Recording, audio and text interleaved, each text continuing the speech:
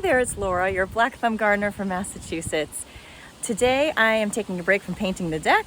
It needs some time to dry before we do our second coat, so perfect time to sneak in some gardening. And I am going to attempt to transplant some irises, and I'm going to attempt to move some of my milkweed. We'll see how it goes. So I have some swamp milkweed that is getting ready to bloom that hopefully will bring in lots of butterflies. And I dug up some because they were getting crowded out by my hydrangea and they weren't getting enough sun. So I dug them up. I'm going to try to transplant them with the others. I've said this before, that I am a bit of a fearless gardener. I don't mind experimenting, moving things around when they're not doing well in their spot. Because if I had left the milkweed where it was, it wouldn't have done well anyway. It couldn't bloom because it wasn't getting enough sun. So hopefully they'll transplant successfully and won't die. But if they do die, I'll make peace with it because they weren't going to succeed here anyway. So let's give it a try and see how they do when I move them. And of course, I'm not an expert gardener by any means, but anytime I try to transplant something, I make sure I have enough of the root ball and I do it as quickly as possible so it doesn't dry out. And then I'm gonna give it a ton of water to hopefully avoid what's called transplant shock. So let's get going.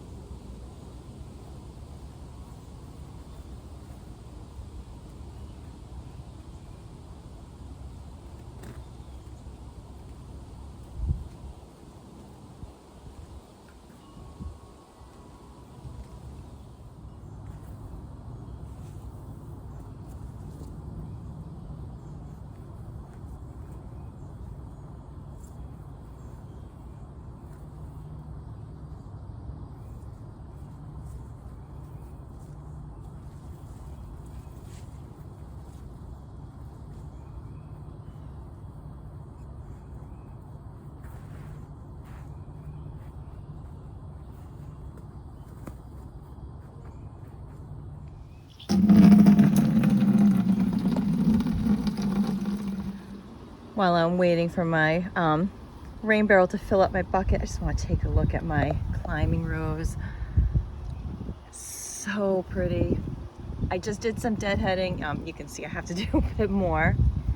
But I mean, look how pretty. This is the one I grew from a bare root 2 summers ago. And it's got more buds on it. It's blooming beautifully. And I planted a new one that I got at the garden center this year that I had to deadhead, but I can see it's already starting to form new buds. When it gets those like reddish leaves, I know that it's starting to make new buds. So I'm really excited. I'm hoping that they'll both grow up and meet at the top of the arbor over time.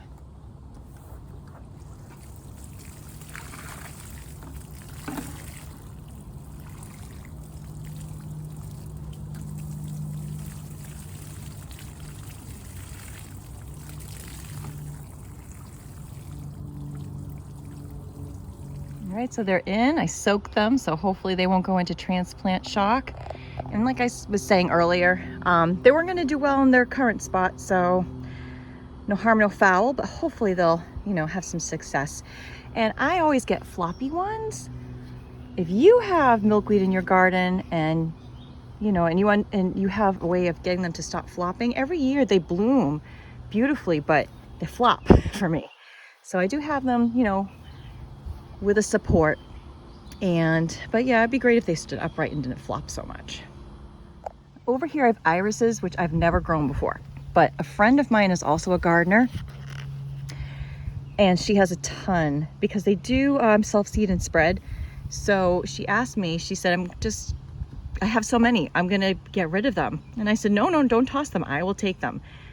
So I'm gonna transplant these because I am all about the free plants, especially plants that you can spread because you really get a lot of bang for your buck. And in this case, no bucks. I got them for free.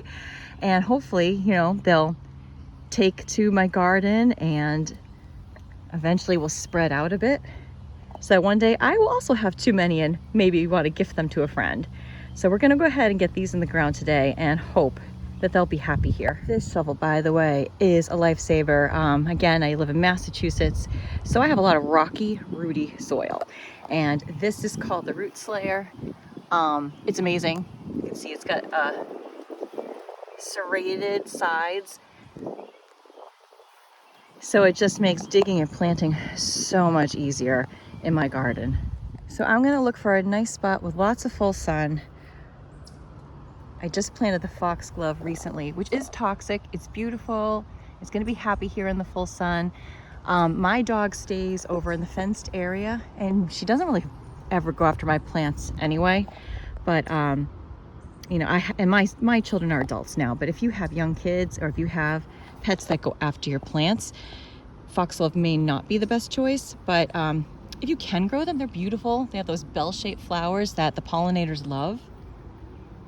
So I'm looking for a spot.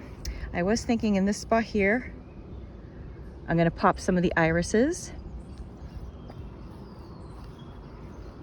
And then I was also thinking possibly right here next to my bee balm right there.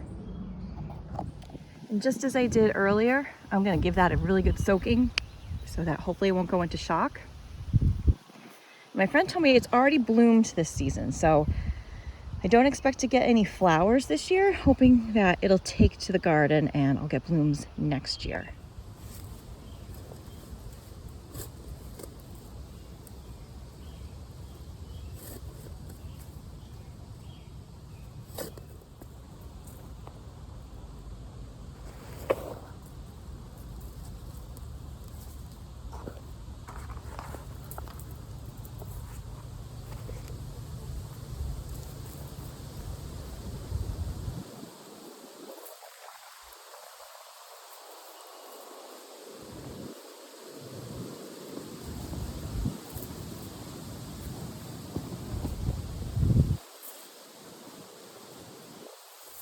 So I got that iris in and I soaked it, so hopefully it won't go into shock.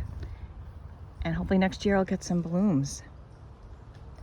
But as I was working, I noticed some more of my plants have been chomped on. And in the back. So I put taller cages around these when I saw that was happening, but I just spotted new damage today. And very frustrating because these are alliums, not like the large ones that I have in the back. Those are done blooming already. Those come up earlier. These bloom much later. They're the serendipity alliums, so they're smaller. They're getting ready to bloom. And generally deer and rabbit don't go after them because this is an ornamental onion. They don't usually like the smell and taste. But you can see we've had some damage. Something's been chewing on them. And over here, this one was untouched, but that one got a lot of damage. And they've even eaten some yarrow. So this yarrow is blooming, but I have it in the cage with my gomphrena that's also starting to bloom. So that one is doing okay, but I have another one over here that I forgot to put a cage around it. And you can see eaten pretty much to the ground, and they don't usually go after yarrow. So very frustrating when you do all this work and you've got, you know, deer, rabbits and chipmunks and groundhogs, and they all come and snack on your garden. I do have the woods in the back, so it's just a reality of mine. But I haven't been very good about alternating my stinks, my sprays, and I need to do that. I need to do a better job of that, because I think what happens is they just kind of get used to a certain smell. They can push through it. So I am going to switch up. I've been using the liquid fence, and I'm going to switch to Bob X today and give this a spray. And Bob X, unfortunately, it stinks to high heaven. It's very smelly, but it will work, at least for a while. So I'm going to go ahead and spray things today to hopefully deter the deer and rabbit from coming over here and treating my garden like a salad bar. My stinky stuff, this is what I've been using, the liquid fence. And then this is the Bob X, which I was gonna do today. I'm gonna have to delay. My husband begged me because we are painting our deck. We're just on a break right now while it dries, and then we'll do the second coat. I mean, this stuff does smell bad.